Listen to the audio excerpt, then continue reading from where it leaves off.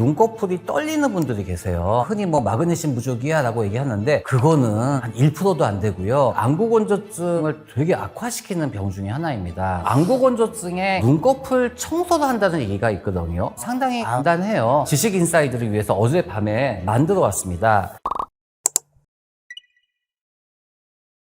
안구건조증이라고 하는 거는요, 예전에 눈물의 양이 부족하기 때문에 생기는 질환 이렇게 알려졌는데, 우리가 나이가 들에 따라서 이 눈물의 양은 줄어들게입니다. 그렇기 때문에 일종의 노인성 질환으로 알려졌거든요. 근데 요즘에는 환경의 변화인지 다른 원인에 의해서인지 어린아이한테도 안구건조증이 생기고 가장 흔한 질환이 되어온 것이 안구건조증입니다. 근데 안구건조증 그러시면은 많은 분들이 인공 눈물을 사용하여 라고 얘기하고, 아니야, 그거 열심히 했는데 잘 안 좋아져요 라고 얘기하는데요. 안구건조증만큼 환경의 영향을 받는 질환이 없거든요. 그런데 환경에 대해서는 별로 생각을 안 한다는 얘기죠. 예를 들어가지고 실내 습도를 어느 정도 유지한다든지 또 환기를 시킨다든지 그러한 것들이 별로 이루어지고 있지 않습니다. 더더군다나 이제 꽃가루 시즌에는 이 알레르기가 많게 되거든요. 알레르기라고 얘기하는 거는 눈에 염증이 생기면서 안구건조증이 상당히 심해져요. 그런 경우에는 환기를 시키는 것도 중요하지만 바깥에서 나와서 옷을 털고 들어오셔야 돼요, 집에. 왜냐면 알레르기 물질이 온몸에 달라붙어 있을 수가 있으니까요.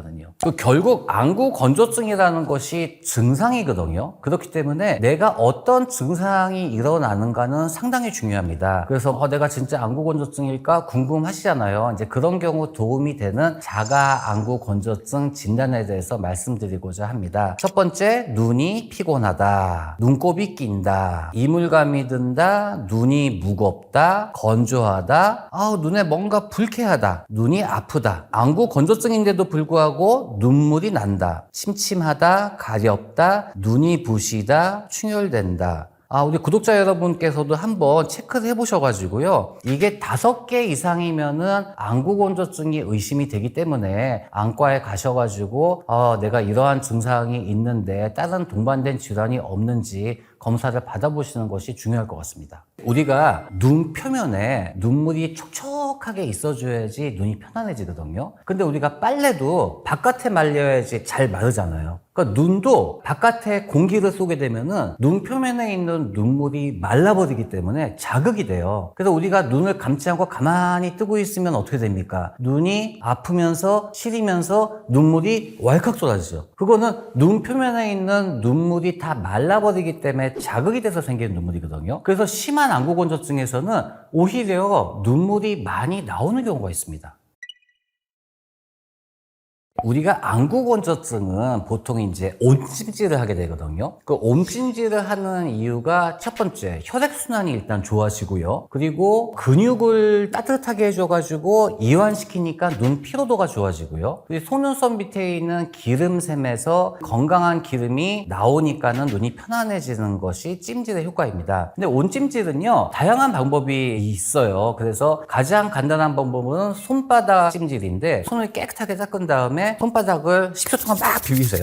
그러면은 이 손이 따뜻해지거든요. 그 상태에서 바로 눈을 감은 상태에서 이렇게 동그랗게 만들어가지고요. 가만히 감싸주고 있는 방법이고요. 눈이 따뜻해지는 걸 느끼거든요. 이것이 가장 간단한 방법이고, 그리고 눈컵은 두 컵을요, 한 40도에서 50도 사이에 물을 반 놓고요. 고개를 숙여가지고 눈을 뜨고 그 증기를 조금 빨아들이는 게 하나의 온찜질 방법입니다. 그리고 요즘에는 찜질 팩을 좀 만들어서 사용하는 경우도 있고 시판되어 있는 경우도 있는데요. 제가 지식 인사이드를 위해서 어젯밤에 만들어 왔습니다. 이 안에는 팥이 들어가 있는데요. 팥을 이용할 수도 있고 다른 곡물을 이용할 수가 있습니다. 한 움큼 정도 면 양말이나 이런 수면 양말을 이용을 했는데 넣어가지고 짜맨 다음에 전자레인지에 3-40초 정도 데우면은요, 이게 뜨끈한 찜질 팩이 돼요. 그런데 이게 사실 시판되는 경우도 있고요. 그리고 이 찜질 팩 대신에 이런 젤 형태의 안대를 시판하는 경우도 있고요. 그리고 기계를 이용을 해서 온열 찜질도 되고 마사지 효과도 돼 있는 건데요. 어떠한 찜질 팩을 사용하든지 간에 그거는 본인이 편하고 준비하기 쉽고 자기한테 맞는 것을 사용하게 되면 좋습니다. 단지 여기에는 온도 그리고 시간이 되게 중요한데요. 어느 정도 따뜻한 온열 안대를 사용해야 돼요? 라고 많이들 물어보시거든요. 지난주에 이제 환자분이 오셨는데 제가 이제 찜질을 하세요 라고 얘기를 했더니 뜨거우면 좋을 줄 알고 정말 뜨겁게 하셔가지고요. 1, 2도 화상인 것 같아요. 눈이 좀 뻘게 가지고 오셨어요. 그래가지고 아이고 어머니 왜 이렇게 눈이 뻘개요? 그랬더니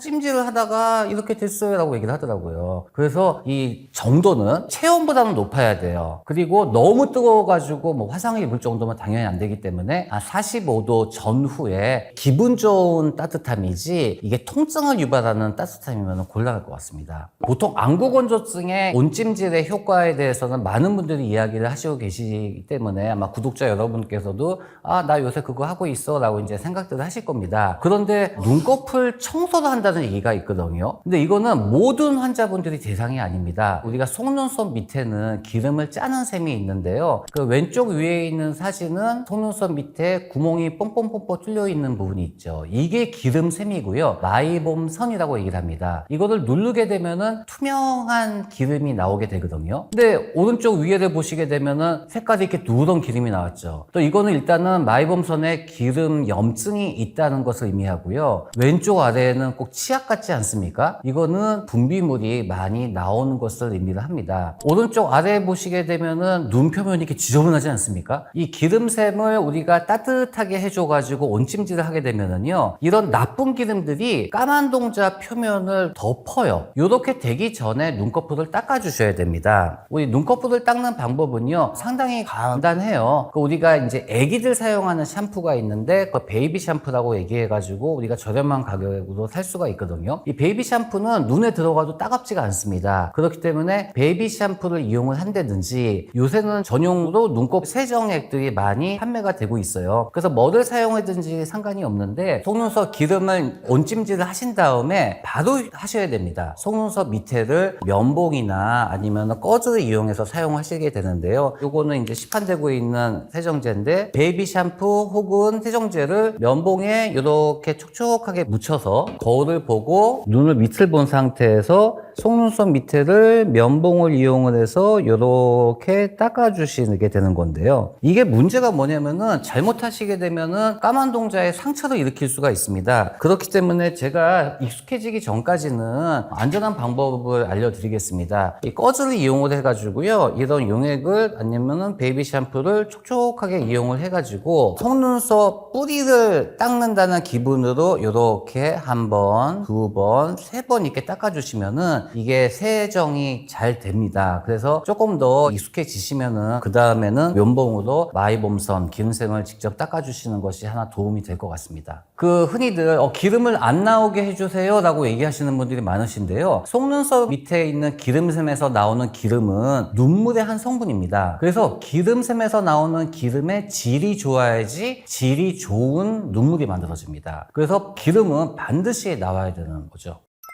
그렇게 시도하시는 분들이 간혹 있으신데요. 저는 말리고 있습니다. 왜냐면은 이 눈꺼풀 짜는 게 생각보다 상당히 어렵습니다. 그리고 이제 눈꺼풀을 닦게 되면은 이게 되게 시원하거든요. 그 다음에 뭐 시력도 좋아진 것 같고. 근데 이게 지나치게 짜면은요, 눈꺼풀이 늘어져요. 그래서 결국은 피부가 늘어지면은 쌍꺼풀 수술을 해야 되는 경우도 종종 있으시기 때문에 지나치게 닦는 것도 좋지는 않습니다.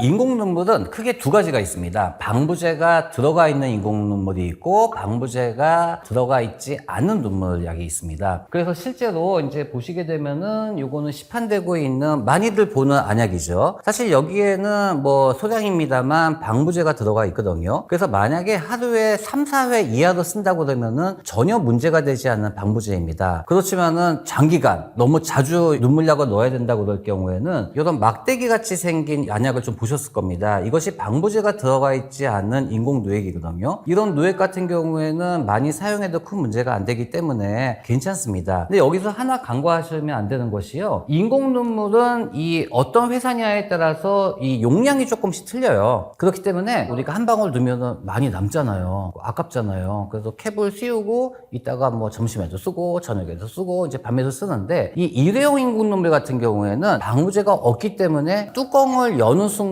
외부에 노출되기 때문에 균에 의한 감염이 생길 수가 있습니다. 그래가지고 가장 적절한 인공 눈물 넣는 방법은요. 우선 손을 깨끗이 닦으셔야 돼요. 눈 아래를 당깁니다. 그리고 한 방울 버리시고요. 조금 떨어뜨려 가지고 안약을 한 방울 이렇게 넣으시는 것이 정석입니다. 많이 넣어야지 좋은 것 같아 라고 해서 뿌리시는 분들도 계시는데 한 번에 뭐 여러 방울 넣든 한 방울을 넣든 흡수되는 양이 똑같거든요. 그렇기 때문에 안약을 한 방울 넣으신 다음에 이 인공 눈물은 폐기하셔야 됩니다. 아깝지만 버리셔야 돼요. 그래서 이게 예전에는요, 일회용 인공 눈물의 양이 상당히 많았어요. 회사에서도 처음에는 조금 쓰셔도 돼요 이렇게 얘기를 했었었는데 눈에 문제가 생긴 것이 이제 보고되면서 갑자기 이제 양을 줄이게 된 거죠. 그래서 지금도 어떤 안약은 거의 뭐 2방울 생길까 말까 그 정도 조금만 있는 인공 눈물도 사실 있거든요. 그래서 인공 눈물 넣으시는 거는 좀 주의를 하시고 넣으시기 바랍니다. 또 한 가지 강조하고 싶은 거는요, 인공 눈물 같은 경우에도 농도가 다 틀립니다. 그리고 예전에는 일회용 눈물, 일회용 안약 그러면은 눈물약 이렇게 생각하기 쉬웠는데 요즘에는 염증을 줄이는 약이고요. 이거 인공 눈물 아닙니다. 그리고 요거는 항생제입니다. 항생제도 이렇게 일회용 용품이 나와 있거든요. 그렇기 때문에 일회용 용기에 들어있다고 해가지고 인공 눈물이다. 그거는 절대 아니라는 얘기죠. 그래서 본인이 평소에 인공 눈물을 사용하든 안약을 사용할 경우에는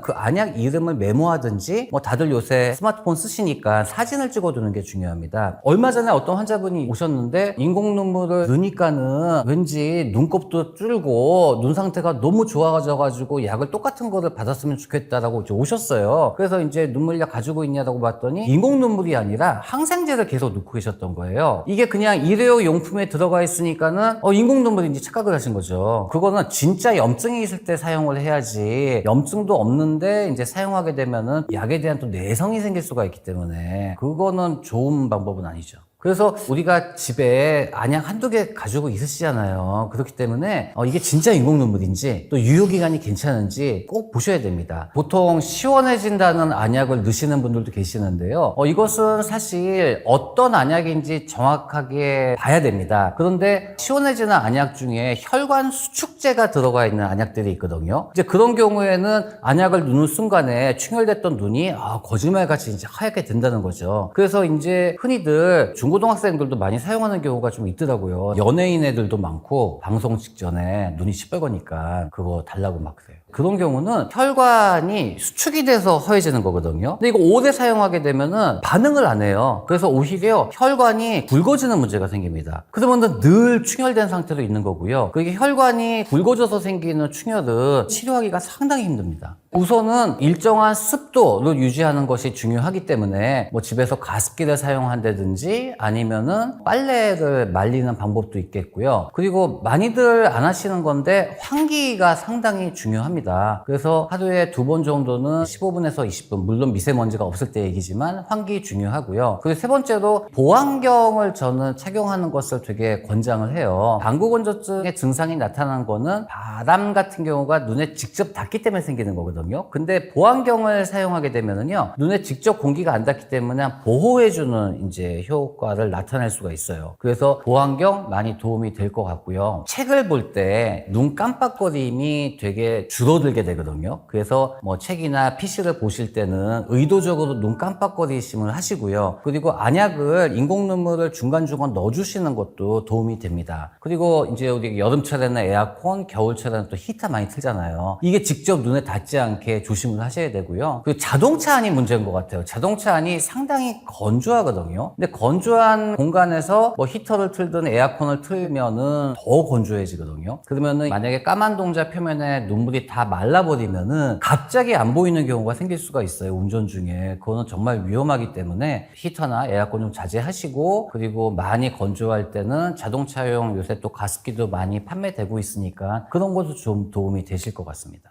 이 안구 건조증은 기본적으로 다양한 안과 질환 또는 전신 질환을 통해 가지고 안구 건조 증상이 나타나는 경우거든요. 그렇기 때문에 만약에 조절이 잘 안 된다 그러면은 혹시 전신 질환이 있는지 다시 한번 보시는 게 중요할 것 같습니다. 그래서 뭐 루마티스 관절염과 같은 자가 면역 질환, 그리고 뭐 갑상선, 그리고 쇼그렌 증후군 같은 경우에는 안구 건조증을 많이 동반하기 때문에 잘 보셔야 될 것 같고요. 그리고 우리가 눈꺼풀 있잖아요. 있잖아요. 눈꺼풀이 안구건조증에 상당히 영향을 미쳐요. 왜냐면은 눈꺼풀이 처지면은 답답하잖아요. 그러면은 눈에 힘을 줘가지고 이마의 힘으로 눈을 뜨거든요. 이렇게 되면은 우리가 눈을 깜빡 해줘야 되는데 위에 눈꺼풀에 힘이 들어가기 때문에 깜빡하다 말아요. 그러면은 눈 표면에 눈이 되게 건조해져가지고 그런 경우에는 눈꺼풀을 좀 올리는 상안검 수술, 결국 이제 쌍꺼풀을 만들게 되는 수술인데 늘어진 피부를 절제를 하고 쌍꺼풀을 만드는 것이 눈 깜빡임에 도움이 되는 경우가 또 있습니다. 그리고 결막이라고 얘기하는 흰자가 딱 달라붙은 것 같잖아요. 근데 이거는 점막 조직이거든요. 이 잡아당기면 쭉쭉 늘어나요. 나이가 들면은 피부가 늘어지듯이 흰자도 늘어집니다.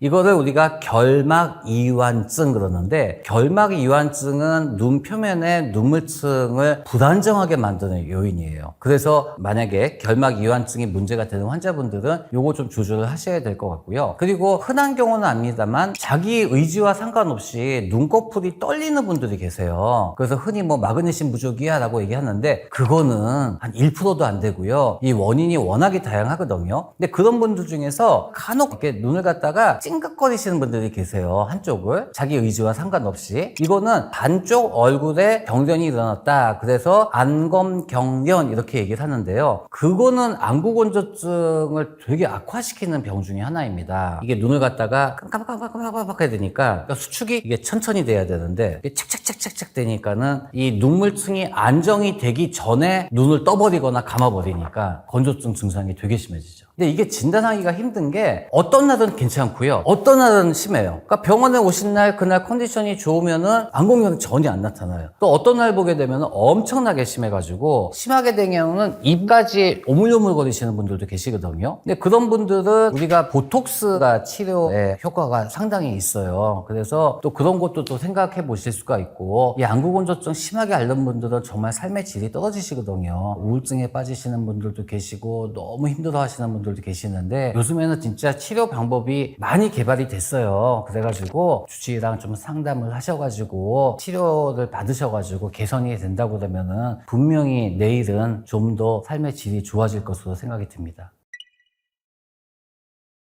렌즈가 산소를 각막에 얼마만큼 공급을 할 수 있느냐가 산소 투과율이거든요. 암만 해도 산소 공급이 많이 되면 좋죠. 그래서 산소 투과율 같은 경우에는 높을수록 좋고요. 또 함수율이라는 게 있어요. 함수율은 렌즈에 얼마큼 물기가 있느냐를 갖다가 보는 건데 이 함수율이 높으면은 렌즈가 되게 물렁물렁해져 가지고요. 착용감은 되게 좋은데 물을 많이 흡수하기 때문에 오히려 건조해지는 문제가 생길 수가 있고요. 세균 번식에 또 문제를 일으킬 수가 있기 때문에 그거는 좀 주의를 기울여서 높은 산소 투과율과 적당한 함수율을 가진 렌즈를 고르는 게 중요할 것 같습니다. 렌즈가 크게 이제 두 가지 종류가 있다고 생각하시면 되는데요. 이 소프트 렌즈와 또 옛날에 이제 하드 렌즈라고 얘기했는데 요즘엔 이제 RGP 렌즈라고 얘기하는 게 있습니다. 그 소프트 렌즈 같은 경우에는요, 각막에 딱 달라붙어요. 그렇기 때문에 착용감이 되게 좋죠. 그래서 장시간 렌즈를 껴야 되는 환자분들한테 도움이 되는데 소프트 렌즈 오랫동안 끼게 되면 제일 문제가 독성 렌즈 증후군이 심심치 않게 봐요. 그건 뭐냐면은 소프트 렌즈에서 딱 달라붙기 때문에 산소 공급이 안 돼가지고 저산소증에 빠져요. 눈에. 그렇게 되면은 눈 안에 고름 같은 게 차요. 그러면은 동공을 줄였다 늘렸다 하는 신경에 영향을 주는 질환이 있거든요. 근데 그거는 시력이 거의 어느 정도 떨어지냐면은 손 흔드는 게 보일 정도? 그 정도까지 떨어져요. RGP는 그런 일이 경우가 없죠. 그래서